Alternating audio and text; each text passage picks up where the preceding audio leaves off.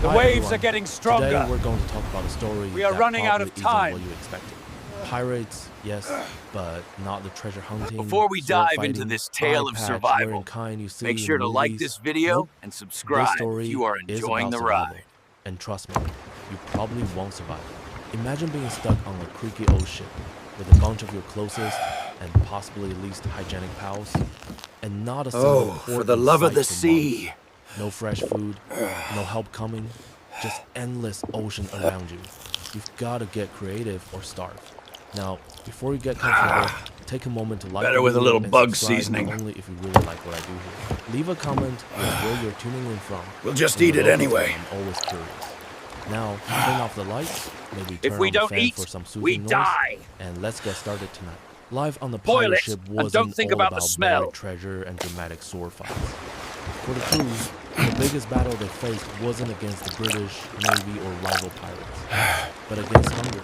Because it when you're stinks stuck to at high sea for heaven. months on end, and Stir food it, starts man. running low, Maybe the rum will help. every meal becomes a life or death decision. And these pirates, let's face it, weren't dining on five-star meals.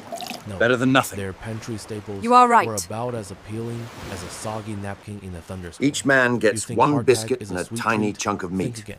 That's It's it. a rock-hard biscuit made from flour, water, and maybe a pinch of salt. This is Imagine terrible. chewing on that for days, weeks, or months. Pirates had to soak it in water or, yep, you guessed it, rum, just to soften the thing up. And even that wasn't foolproof. Hardtack came with a bonus, weevils. The kind of surprise gas you really don't want at your dinner table. If you tapped the biscuit and the worms didn't crawl out, it was considered too far gone to eat. But hey, you may do. If the weevils were particularly enthusiastic, they'd float to the surface. When you We make this soaked it, last. and that was your cue to just, well, go ahead and eat it anyway. And then there was salted meat, which could We get survived so today, moldy you'd and then swear tomorrow. it was the stuff Keep your of mind horror films. sharp, But and pirates don't let didn't hunger toss take it you overboard. down.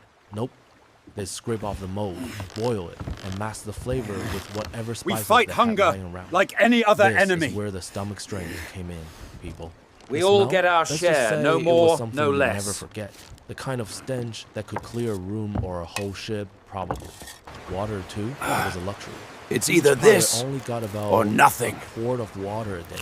That's it. A quart. That's what had to cover drinking, hygiene, and If the maybe weevils a little don't bit of float, sanity. But it's as you not can bad imagine, enough. After a few weeks in wooden Coil barrels, it, then that bury the water smell wasn't with exactly spices. fresh. It became slimy and green.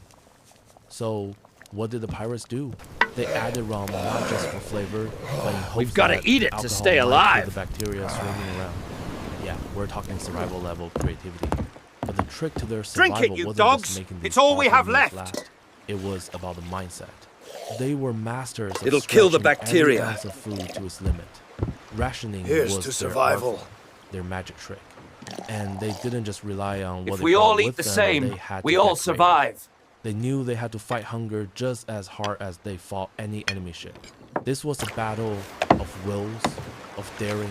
We and eat of it turning anyway. the bleakest of meals into something, anything that could keep them alive until the next raid or the next supply run. We don't throw Let's anything talk away. about what went into keeping a crew alive.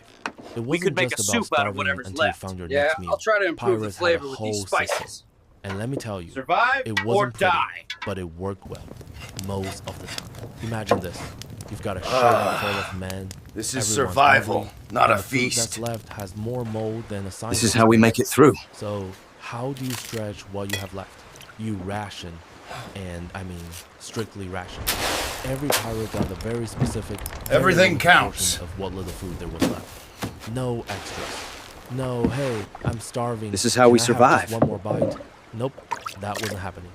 Now, remember that hardtack I told you about?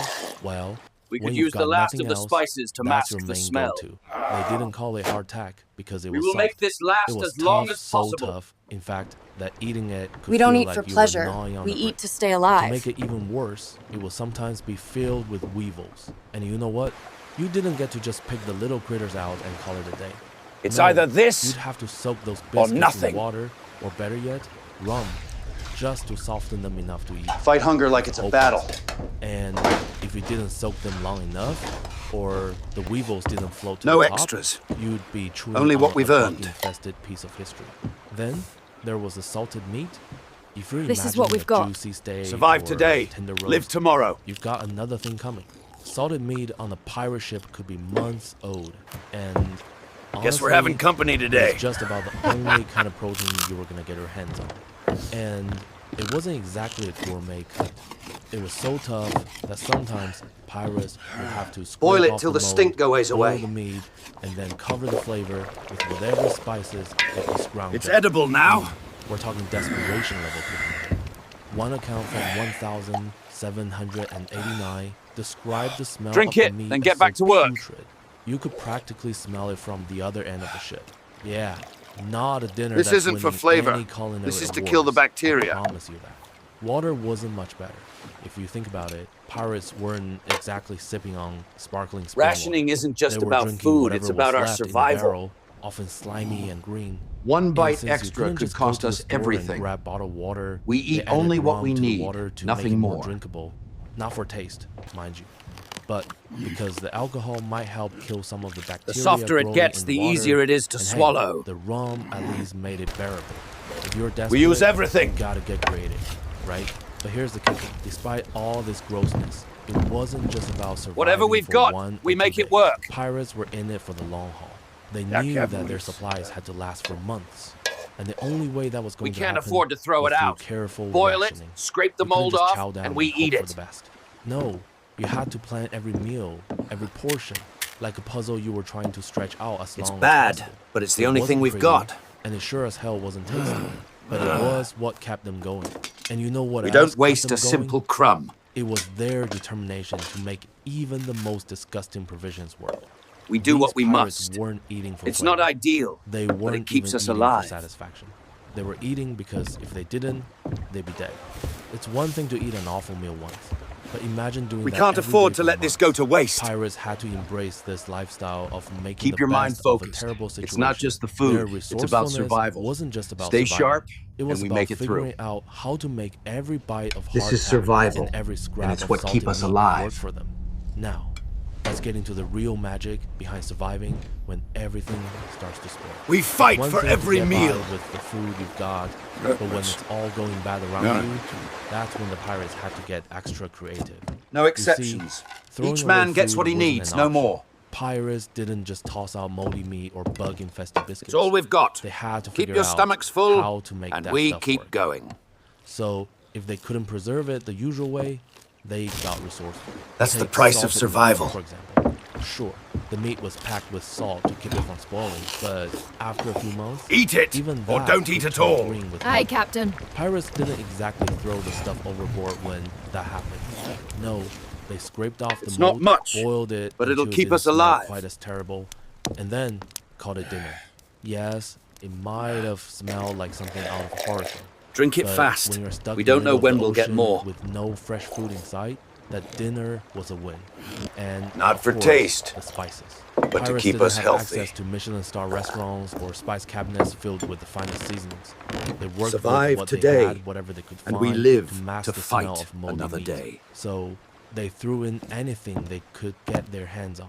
This A is the few only sprigs way. of whatever herbs they If could we scavenge, ration, or we live. if they were lucky, some pepper or salt. The goal wasn't to make a 5-star dish. It was to make the food barely edible enough to survive. This Then is the only there was way the to hardtack. survive. If you thought eating that stuff straight was bad, We don't you've got waste. another thing coming. Hardtack wasn't just dense; it was basically indestructible. You couldn't just chew through it, and you couldn't rely on it staying fresh. We can forever. stretch anything. So, pirates would soak the hardtack in water, or here's the kicker rum, because why not add a little more alcohol into the mix when you're make already this work. dealing with moldy meat and We green make water? this work. Soaking the biscuits not only softened them, but it also helped. It's flush all out about weevils survival. and worms. If you tapped the Yeah, biscuit accent. and the critters didn't crawl out, you knew it was way beyond saving. We But make when the do with what critters we've did pop got. out, you just ate it anyway. Water, too, needed a little creative thinking. The pirates stored their water in wooden barrels, but after a few weeks, that water It's not a wasn't exactly luxury, the it's a refreshing stuff you necessity. sip at the beach resort. It turned green, slimy, and disgusting. So pirates did what any sensible The food person will would last do. longer They this added way. rum to it. The alcohol wasn't We don't just to make it survive taste by better, waiting for a it miracle. was a last-ditch We survive effort by to kill making it any happen. bacteria living Eat in the water. wisely, we need to I make mean, this last. It wasn't a health strategy endorsed by any medical professional. We don't let hunger but it break worked. us. And when you are hundreds of miles from land, it's the best you can do. But the key to pirate survival was knowing how to make the supplies last. We don't If stop the moment fighting. hardtack started running low, pirates didn't wait around for a miracle. They didn't sit back and hope that a ship would suddenly appear with fresh fruit and bread. Instead, they hunted for more supplies. Pirates had to constantly be on the lookout for the next raid. Merchant ships, especially those carrying food, became the new treasure. Forget gold or silver, pirates were hunting for anything that could keep them alive. Salted cod, flour, dried fruits, and, if they were lucky, barrels of wine. One pirate crew in 1716 even captured a ship with enough food to last them for 6 months, including 12 barrels of wine and a giant wheel of cheese. That was a jackpot. The crew probably sang sea shanties for days after that. Of course, it wasn't always so easy to find ships full of food. Pirates had to get creative in their pursuit. They studied weather patterns to predict where ships might be traveling, and some even had informants in port cities who could tip them off about particularly well-stocked vessels. Most pirates didn't want to engage in a full-on battle. Instead, they'd approach the merchant ship, raise a flag, and simply intimidate the crew into handing over their food. A merchant captain once even wrote in his log that the pirates took his salted beef and hardtack, but left enough for him to make it to port. A fair exchange, he thought better to give them what they wanted than risk a fight. But it wasn't just merchant ships that pirates raided. They also targeted coastal settlements. They sometimes sent scouts ashore, disguised as regular sailors, to figure out which villages had the best food supply. These raids weren't just about stealing grain or barrels of dried fruit. They were about grabbing livestock too. In 1718, one pirate crew managed to swipe an entire herd of sheep from a Caribbean island. That was fresh meat. That was victory. Now that we've covered the basics of how pirates kept their food from going completely to waste, let's get into the real meat of the story. How they went out and grabbed more food when their own supplies couldn't stretch any further. Remember, pirates didn't just sit around and wait for fresh provisions to show up. They didn't have food delivery apps or Uber Eats to save the day. No, these guys were going to hunt down their next meal, and when you're that desperate, you get creative. Pirates didn't always care about gold or treasure. No, their primary goal became finding food, and they weren't picky about where it came from. Merchant ships were the main targets, and pirates learned how to be crafty. They didn't always want to start a battle, so their preferred strategy was intimidation. You see, pirate crews didn't always look like a force to be reckoned with. They didn't always have the most impressive armament or the best firepower, but what they did have was the power of numbers, and pirates knew how to use that. When the merchant ship saw a pirate crew coming, they didn't always risk a fight. Instead, they'd hand over their goods, salted meats, dried beans, flour, sometimes even wine, rather than face a bloody conflict. The pirates didn't even have to shoot their cannons. They could just show up, maybe shout a bit, and the merchant captain would hand over everything they had. Some accounts even suggest that pirates would simply walk up, demand food, and sometimes let the merchant ship off with enough supplies to reach the next port, making it seem like a fair trade. But not every raid was this smooth. Pirates also targeted coastal villages, and this required a little more finesse. Coastal raids weren't about just attacking and leaving with barrels of food. Pirates had to plan these missions carefully. They often sent scouts ashore, dressed as regular sailors, to figure out which villages were sitting on the best supplies. Pirates weren't just after food, they wanted livestock too. Fresh meat was a prize, and a herd of sheep or a few cows would go a long way in keeping a pirate crew alive. In fact, one famous raid in 1718 saw pirates making off with an entire herd of sheep from a Caribbean island. They didn't just want dried beans, they wanted something that could feed them for a few weeks. The logistics of these raids were tricky though. Pirates had to be careful not to overreach. If they didn't have enough storage on their ship for all the loot they grabbed, they end up with a big haul and nowhere to put it. 1725 log records a particularly funny instant. A pirate crew had to return 3 pigs they stole from a coastal village because they couldn't figure out how to store them on board. But When they returned the pigs, the village chief, amused by the pirates' miscalculation, threw in a few chickens as a consolation prize. Not a bad deal, right? These raids weren't just about food, they were about taking advantage of whatever resources were available. And that meant being clever about what you grabbed and how you stored it. The pirates also knew that timing was key. In summer, there were longer days and more daylight hours to raid, but the downside was that food would spoil faster in the heat. Winter raids were trickier because of the weather, but they offered a huge advantage. Frozen meat lasted longer. So some pirate crews specialized in winter raids, knowing they could haul in the bounty and keep it fresh for much longer than if they'd attacked during the summer months. They also had to deal with the occasional frozen rope or icy deck, but hey, you take what you can get when you're stuck in the middle of the ocean for months. While the raids were essential, they weren't foolproof. Pirates knew that they couldn't always rely on others to have food, and eventually, they need to catch their own. They couldn't just wait for the next merchant ship or village to stumble across their path. This is where the ocean really came in handy. Alright, so pirates didn't just sit back and wait for the next big food delivery to drop from the sky. When it came down to it, they had to make their own luck, and that meant fishing. But, of course, fishing on a pirate ship wasn't exactly what you'd imagine. It wasn't like sitting by the dock with a pole and a nice cold drink. No. This was a rough, rock and roll version of fishing, with the ship rocking and the crew trying not to throw up overboard while they work. Picture this. You're on a ship that's constantly shifting with the waves. The deck is tilting. You're trying to cast a line while your ship drifts with the current, and half of your crew is already hanging over the rail trying not to lose their breakfast. Not exactly the ideal fishing conditions, right? But desperate times call for desperate measures. Pirates didn't have the luxury of waiting for the perfect fishing day. They had to make do with whatever they could catch. Sometimes that meant using nets, and these weren't the neat, carefully measured nets you see at the docks. Pirates would drag large nets behind the ship during slow periods. Sometimes they'd catch nothing but a bunch of jellyfish. So what do you do when you haul up a net full of jellyfish? Well, one creative pirate cook boiled them up with whatever spices they could find and served them up. Was it delicious? Probably not. But at that point, anything that could be eaten was worth trying, even if it didn't look like the kind of dish you want to put on Instagram. Sometimes the pirates would get lucky and spot bigger fish, like tuna or swordfish. When that happened, it was like a race to get the harpoons out.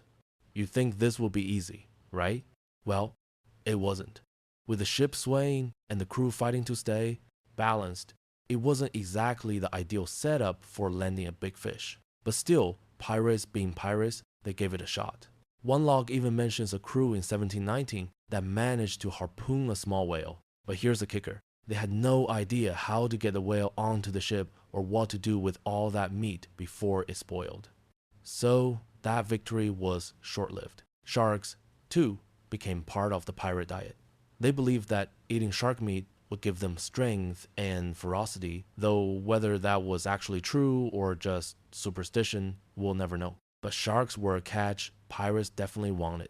Catching a shark, though, wasn't a solo job. It took the whole crew. One ship's log described a hilarious scene where 20 pirates stood around offering advice while 3 tried to haul a shark on board. Of course, the shark wasn't too happy about this and took a bite out of one pirate's boot. Imagine that your prize catch bites your boot while you're trying to get it on deck. Not the victory they had hoped for. Once a fish was caught, the next challenge was preserving it. Pirates quickly learned that they couldn't just let it sit there. They had to gut the fish, salt it, and then leave it out to dry in the sun. But of course, drying fish wasn't exactly a pleasant task. The smell was enough to make any sailor gag. One captain even wrote that his ship now had 2 distinct smells: unwashed pirate and drying fish. Imagine that living on a ship that smells like a combination of body odor and fish guts. It's a wonder anyone survived that. But despite the stench and the challenge of keeping their food from spoiling, the pirates knew they had to rely on their fishing skills. If they didn't, they'd starve. The ocean, for all its unpredictability, provided them with a lifeline when merchant ships and coastal settlements weren't around to feed them. Fishing became as essential as raiding, and sometimes even more so. And sure, the fish wasn't always fresh or appetizing, and the preparation methods were a bit unconventional. But when you are stuck on a ship for months and facing the very real threat of starvation, you take what you can get and you make it work. Pirates knew that survival wasn't about waiting for the perfect meal. It was about making sure that whatever you could catch or scrounge was enough to keep you alive for one more day. And in the end, that's what kept them going. Their ability to adapt, to turn the wild ocean into a food source, and to scrape together enough sustenance to survive. Now, if you think surviving on hardtack, moldy meat, and the occasional fish is bad, imagine what pirates had to deal with when they got scurvy. This sneaky illness didn't just make life miserable, it could end it. The thing about scurvy is that it doesn't just show up in a few days. No, it creeps up on you over time. And by the time it hits, you're already in trouble. The symptoms? Bleeding gums, loose teeth, and the kind of general weakness that makes you feel like your body is falling apart, quite literally. Pirates didn't exactly know what caused scurvy, but they sure knew when it showed up. And once it did, it was bad news. There's nothing worse than watching your crew drop like flies when you're stuck at sea hundreds of miles from land. So, what did pirates do? They started looking for ways to prevent or treat the disease. Even though they had no idea it was related to vitamin C, the solution, as it turns out, was a bit more creative than scientific. One pirate captain, who clearly had an eye for survival, came up with a rule. Every coastal raid had to include grabbing as many fresh fruits as possible. This earned him the nickname Citrus Pete. Why? Well, citrus fruits, like limes and oranges, are packed with vitamin C, which helps fight off scurvy. The pirates, knowing nothing about vitamins, figured out that citrus helped prevent the disease. They started raiding coastal villages for lime trees, and in some cases, they even managed to steal entire groves, pots, and all. This wasn't just for fun, it was for survival. They needed that citrus to stay healthy. But citrus wasn't the only solution. Pirates learned a trick or two from the native tribes they encountered. One of their favorite remedies? Pine needles. It turns out that pine needles are loaded with vitamin C, and they could be brewed into a tea. Of course, the taste wasn't exactly like a refreshing cup of chamomile. In fact, it probably tasted more like an over-steeped Christmas tree. But hey, when your teeth are falling out and your gums are bleeding, a little pine needle tea is worth it. One pirate doctor even noted that while the crew hated the taste, they preferred it to losing their teeth. And then there were the experiments. The more desperate pirates got, the stranger their remedies became. One crew decided that maybe leather could help fight off scurvy, because if citrus peels worked, maybe other peels would too. So they tried eating their leather boots. It wasn't as crazy as it sounds. Leather does have a small amount of vitamin C. The results? Probably not enough to cure scurvy, but it was a creative attempt. But the bottom line was this. Pirates knew they couldn't survive without fresh food. They needed fresh fruit to keep scurvy at bay. And once they made that connection, coastal raids took on a new urgency. Pirates didn't just want gold anymore. They needed food. And not just any food, vitamin C-rich foods. This wasn't about plundering for treasure. It was about keeping their crew alive. Of course, there were plenty of failed attempts to fight off scurvy, but the pirates' knowledge of plants and the food around them became invaluable. They were constantly on the lookout for new ways to fight the disease, whether it was by raiding villages or figuring out how to grow their own supply of lime trees on deck. Their survival depended on it, and the trick was to always keep looking for new sources of food, new methods to preserve it, and new ways to fight off disease. When you're stuck at sea, as scurvy's taking out your crew, you can't afford to be picky about where your next cure comes from. As if surviving on slim rations and battling scurvy wasn't hard enough, pirates also had to navigate the delicate art of food distribution among their crew. This wasn't just about ensuring that everyone had enough to eat, it was about maintaining the unity and morale of the crew. Food, as you can imagine, was a precious commodity, and when supplies ran low, it could spark conflict. In fact, a hungry pirate crew was a dangerous crew, and if food was divided unfairly, it could lead to mutiny faster than you can say yo ho ho. So, what did pirates do? They came up with a system one that might sound fair, but honestly, it was born out of necessity. The pirate code wasn't just about dividing treasure. It was about surviving together, and that's where the equal bellies rule came into play. Each pirate, regardless of rank, got the same ration. That's right, the captain, the first mate, and the lowly deckhand all got the same amount of food. This was about more than just fairness. It was about keeping everyone on the same page, about making sure that no one felt they were being left out or cheated. After all, when you're fighting for survival, division can tear a crew apart. One particularly clever captain introduced this rule in the early 1700s. He was tired of the traditional system where the captain ate better than the crew. He knew that a captain with a full belly could keep his men loyal and motivated. But if the crew was starving and the captain was feasting, that would lead to trouble. The captain's solution? Equal portions for all. He explained it simply. A captain with a full belly commands starving men. A starving crew won't follow their captain for long. So everyone from the captain to the lowest sailor got the same portion of food. And it worked. The crew appreciated the fairness of it. They understood that this wasn't just about equality, it was about survival. They were in this together. And if the captain was willing to sacrifice his privileges to make sure his crew had enough, that was the kind of leadership they could get behind. Pirates, despite their rowdy reputations, understood the value of unity. And in times of scarcity, nothing kept that unity together better than sharing the same rations. But food distribution wasn't just about fairness, it was also about maintaining morale. Let's face it, long voyages at sea could be grueling, and a little bit of humor went a long way. Pirates, being the creative bunch they were, came up with ways to keep their spirits high during the worst of times. Sea shanties, for example, were more than just songs, they were a survival tool.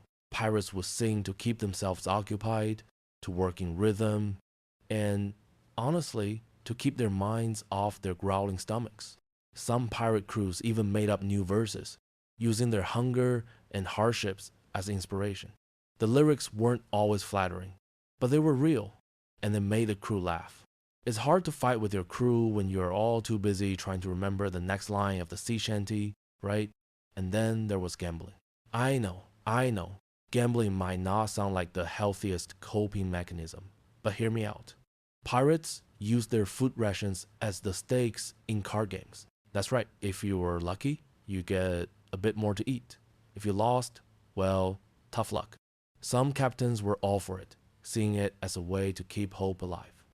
After all, in a world where every day could be a fight for survival, gambling gave the crew something to look forward to. Of course, the captains had to put limits on it, too many losing streaks, and you'd end up with a crew that was as hungry as they were, cranky. One particularly strict captain had to step in after a pirate lost 2 weeks worth of rations in one card game. He had to implement a rule. You couldn't bet more than 3 days worth of food at a time. Just in case things got out of hand. So, while food distribution was key to keeping the crew alive, the real secret to pirate survival wasn't just about what was in their bellies, it was about what was in their hearts. Pirates knew that a crew divided by hunger and jealousy wouldn't last long. By sticking to the equal bellies rule, by sharing everything they had, they were able to hold together in the toughest of times. And when things got really bad, they used humor, song, and even a little bit of gambling to keep spirits high. It was all about finding ways to stay human when the conditions tried their hardest to strip that away. Because as much as the pirates relied on their food to survive, they relied even more on their unity and their ability to make it through the darkest days together. Alright, we've covered how pirates rationed their food, survived on hardtack and moldy meat, and even battled scurvy with some pretty inventive and often questionable remedies. But here's the thing that truly set the best pirate crews apart: unity. The truth is, you can't survive on stale biscuits and salted meat for months without one thing: camaraderie. When you're stuck in the middle of an endless ocean, months away from any land, your crew is your only lifeline. Pirates knew that if they didn't stick together, they wouldn't last. In fact, the real secret to survival wasn't just about food or provisions. It was about how well the crew could work together when times got tough. That meant finding ways to keep morale high and building a sense of community, even when everything else was falling apart. Sea shanties? Absolutely essential. They weren't just songs, they were life rafts for the spirit. Pirates would sing to pass the time, to make the monotonous work bearable, and to drown out the hunger pangs. When you're surrounded by nothing but ocean for days, weeks, or even months, the sound of a familiar tune is enough to keep the madness at bay. And let's be real, some of the songs probably had lyrics like, "What do you do with a hungry pirate?" But hey, as long as it kept people laughing, it worked. Gambling was another way to pass the time. You might think a card game with food rations on the line would make everything worse. But for the pirates, it gave them something to look forward to. A little bit of hope in an otherwise grim situation. Sure, the stakes were high, losing a round could cost you a few days worth of food, but it gave the crew something to focus on besides the hunger gnawing at their stomachs. Some captains saw the value in these games, knowing that the hope of winning could keep the men from losing their sanity. Other captains, however, had to step in and make sure things didn't get out of hand. You couldn't afford to lose all your food in one game after all. Your survival was at stake. It wasn't just about the rules though. Pirates knew that the foundation of survival wasn't just the food, it was about sticking together as a team. The crews that survived the longest, the ones that faced months of isolation and deprivation, were the ones that managed to maintain strong bonds. This sense of community was more important than any treasure. A hungry crew that had each other's backs could survive far longer than a disorganized, fractured one. One of the most powerful examples of this unity came from a pirate captain who led by example. This captain was known for his leadership, not just because he knew how to handle a sword or win a battle, but because he took care of his crew. When food rations got particularly low and some of the crew started to fall ill, the captain gave up his own food for 2 whole weeks to help feed the sick. Now, that's leadership. This act of selflessness earned him the loyalty of his crew, and that loyalty kept them going through some of the most brutal voyages. In fact, after that, his men followed him for 3 more years of tough sailing. Loyalty wasn't something you could force, it was something you had to earn. So, in the end, pirates didn't just survive because they knew how to find food or how to stretch their rations. They survived because they were in it together. They fought for each other, sang together, and shared everything, from hardtack to stories. Their success wasn't built on the treasure they looted or the battles they won. It was built on the strength of their bonds, the knowledge that if they didn't stick together, they wouldn't survive. Now, imagine you're a pirate on one of those long voyages. You're hungry, maybe even a little sick, but you know that you are part of something bigger. You're not just fighting for your next meal. You're fighting for the crew standing next to you. You share your rations. You laugh at the most ridiculous sea shanties. And when things get bad, really bad, you keep going because you know you're not alone. You've got a whole crew behind you, keeping you alive and keeping you sane no matter how terrible the conditions get. That's the real secret to pirate survival unity. And as much as we love the idea of treasure and adventure on the high seas, the most valuable thing pirates ever had was each other. When the food ran out, when the water turned green, when the scurvy set in, it wasn't the gold they were after, it was their own survival. And that meant keeping their crew strong, their spirits high, and their bond unbreakable.